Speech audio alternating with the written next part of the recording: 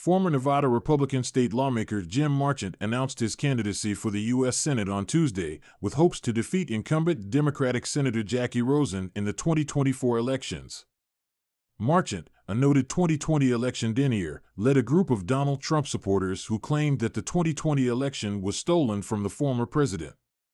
Trump endorsed Marchant in his failed bid for Nevada Secretary of State last year, but Marchant lost his House seat bid in 2020 to Democrat Steven Horsford and sued unsuccessfully to overturn that result.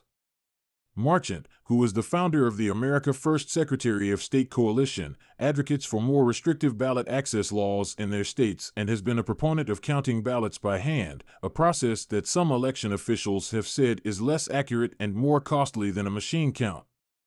His announcement on Tuesday makes him Rosen's first significant Republican challenger since she announced her re-election bid in April. Marchant has promised to aggressively fulfill all of the duties of the office and will specifically focus on election integrity. His entry into the Senate race further underscores the ongoing battle over the 2020 election, with some Republicans still refusing to accept its results. The Republican Party is ramping up its efforts to take back control of the Senate in 2024, with Democrats currently holding a slim majority in the Senate. Republicans need to gain just one seat to take back control of the chamber. Marchant's bid for the Senate is likely to draw support from Trump and his allies, who have been vocal in their support for election integrity efforts. However, Marchant's 2020 election denial and promotion of restrictive voting laws may also turn off moderate voters in a state where Democrats have been gaining ground in recent years. His candidacy is also expected to face scrutiny from Democrats, who have accused Republicans of trying to restrict voting rights and overturning the 2020 election results.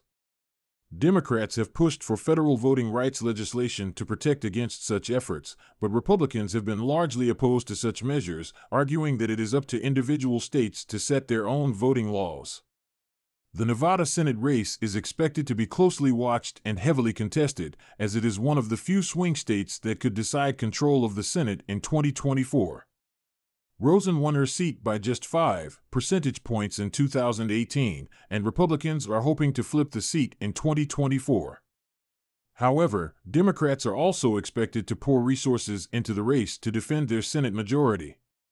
Marchant's campaign announcement reflects the ongoing political polarization in the U.S., with Republicans and Democrats holding vastly different views on issues such as voting rights and the 2020 election.